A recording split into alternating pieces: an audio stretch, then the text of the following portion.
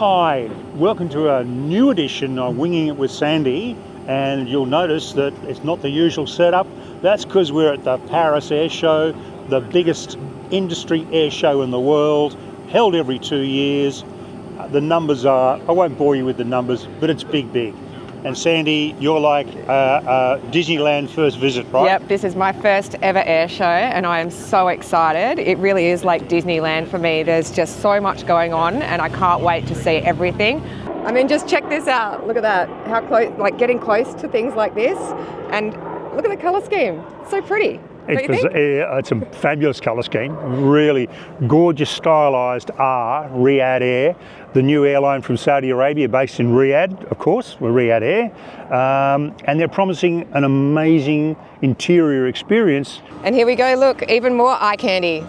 Jeff, what have we got behind us now? Okay, this is a collection of Airbus airplanes. Right behind us is a Emirates A350-900. Beautiful piece of kit, this one, really top aeroplane from Airbus. And then in the middle, the military one there, is an Airbus A400 military transport. And for those with a sharp eye, will notice that's the airplane that Tom Cruise used on one of the Mission Impossible. And the white little outline there is the door that he hung onto on the other side. And he did his own stunts for that, I his own stunts, yeah. And then the one just to there is a JetBlue Airbus A220. Now the A220 originally was the Bombardier C series made in Canada. It's still made in Canada, but Airbus took it over, and that airplane is selling really well. And down under in Australia, for instance, Qantas has ordered a whole bunch of the A220s. Yep. So some great Airbus airplanes. Yep. And we've only just we're just at the tip of the iceberg. There's still so much more to see. So let's keep going and see what's next. Absolutely. Here we are in Qatar's new Q Suite Next Gen. How incredible is this? Absolutely. I mean, I call it Q Suite Plus or Q Suite fabulously better than the last time. But yes, it is the Q Suite Next Gen. Yeah. So when you hear me describing it as Q Suite Plus, Q Suite better, Q Suite Next Level. Next level. Yeah, we'll sort of develop some adjectives to describe it. Yeah. But yeah, it's Q Suite Next Gen, which differentiates it from the Q Suite today, which is available on the 777, A350, and now being rolled out on the 787 fleet as well. But this product will be in the 777X to come late next year, and also it'll start being refitted onto A350s and other aircraft as they're delivered to Qatar Airways. Yeah. And it really is just magnificent. It is. Very impressive. Beautiful. So Sandy, this is the seat. These are the seats that are on the aisle, on the window. So you got the window here. Yep. You won't see plants like that, but you will see nice fluffy clouds. Typically now, at the moment with the Q Suite, I'll face backwards, you face forward, but there's a solid divider. You can't see each other. If I don't want to see you, I can just if you don't want to see me, you can close that off and have a bit of privacy if I want it. So your divider in the new Q Suite for the new generation of aircraft will have this as a divider. And so with a couple travelling together, husband and wife, colleagues. I don't know if you can see that I'm all set up for dinner here. You can have a meal together. Yeah, meal together, cocktail, just have a chat, whatever. A candlelit meal. And if you get a bit annoying, I'll just bring the TV screen out and I'll watch cartoons. But it's just beautiful. Yeah, it really is. I mean, this is real elegance of flying. This is business class. I mean, we're talking Q Suite. What we're talking for the viewers, this is business class. And really, it's luxurious first. It's like first class to me, and seriously impressive. It is, yeah. Now, what the viewers probably don't understand from what we've said so far is that just close the door, and you've got complete privacy. Even more privacy. It's fantastic. It really is a very cosy, private space where you can sit and just totally immerse yourself in the business class experience, because mind you, you're paying some serious dollars, so let's make it a really top class experience, and this is the way to do it. Yeah, it really is top class, and again, I would not want to get off once being on board. But we must also stress to viewers, this particular concept, the facing each other, opening up concept. This is on the new Q Suite. Comes probably sometime later next year with the 777X and maybe the A350. So we've got another year to wait before it's installed. It's going to be worth the wait, though, definitely. It'll be worth the wait, absolutely. Yeah. And for the true aviation geek in me, look at this. I don't quite know exactly what it is. Can you help me out? Okay, yeah, this is the Pratt & Whitney geared turbofan engine. The secret to this engine is most of the power, most of the thrust goes around the engine. So it's a ratio of 12 parts to 1 part. So 1 part of the air goes through, and that then drives the core of the engine, which spins the front fan, which sends 12 parts, ratio of 12 to 1, around the engine. And what that does also, it helps with the sound. This engine is about 75% quieter than the ones it replaces. Yep. And for the geeks, 20% less fuel burn, 50% less NOx, and 20% less fuel burn means 20% less CO2. So let's go around the back and have a look at the back of it. Yes, definitely. Back of it now. And can you tell me how this part of it all works? So all the cowlings are open, so they all close up. But what we can see just here, this is the core of the engine we're looking at just there. That's where a part of the air goes through, combustion happens, spins the front fan, which, by the way, this is the geared turbofan. Oh, wow. Now you know about gears in your car. This is a serious set of gears. Look at those teeth. This is the core of this engine. It's the gearing of it.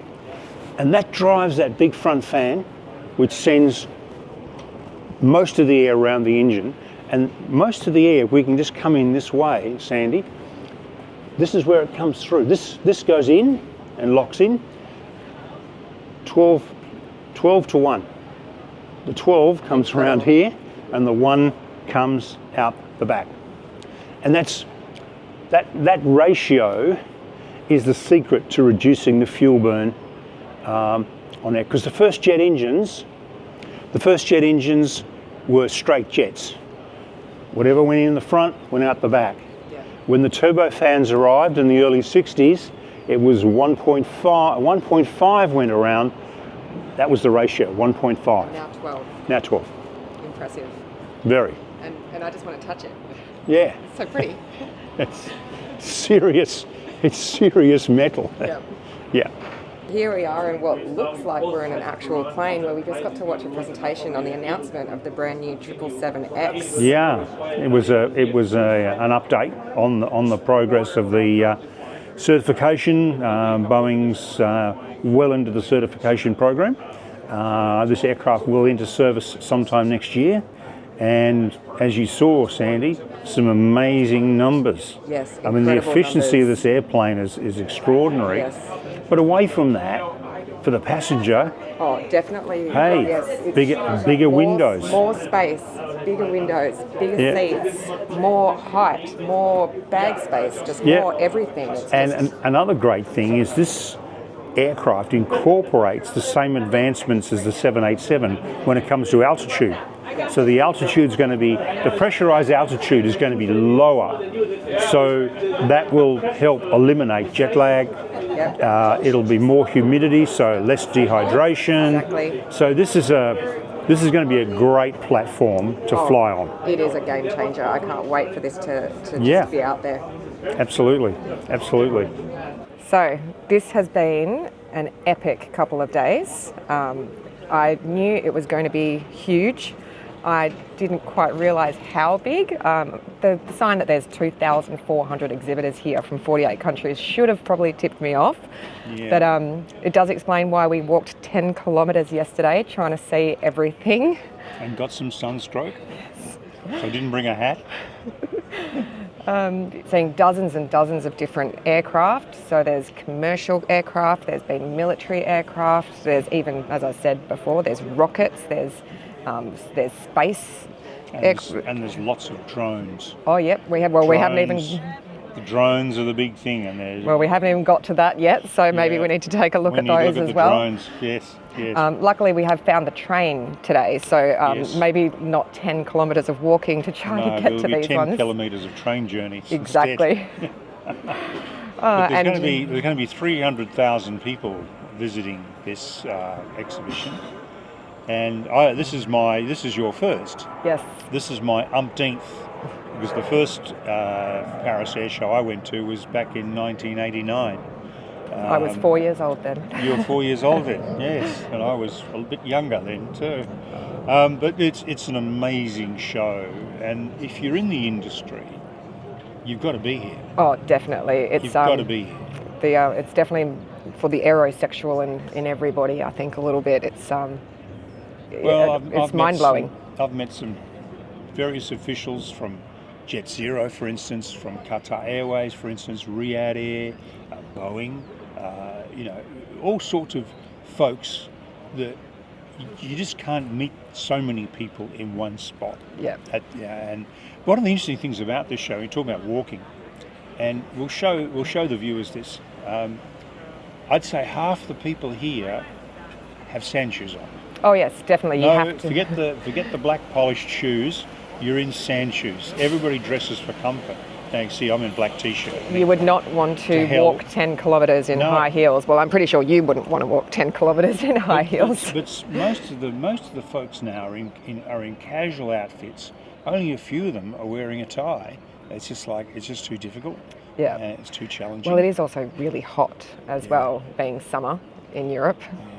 But for viewers also, and this is a bit of a side issue, getting to this show is another dynamic. It is a nightmare to get here. Usually it is. Jeff is a genius. Yes. Taking my lead from F1 drivers, and my dear wife Christine organised a place north of here, not south of here, where everybody else comes from. We went north, and we drove in. A beautiful 20-minute drive in the countryside. And a beautiful U-turn turn into the no traffic jams.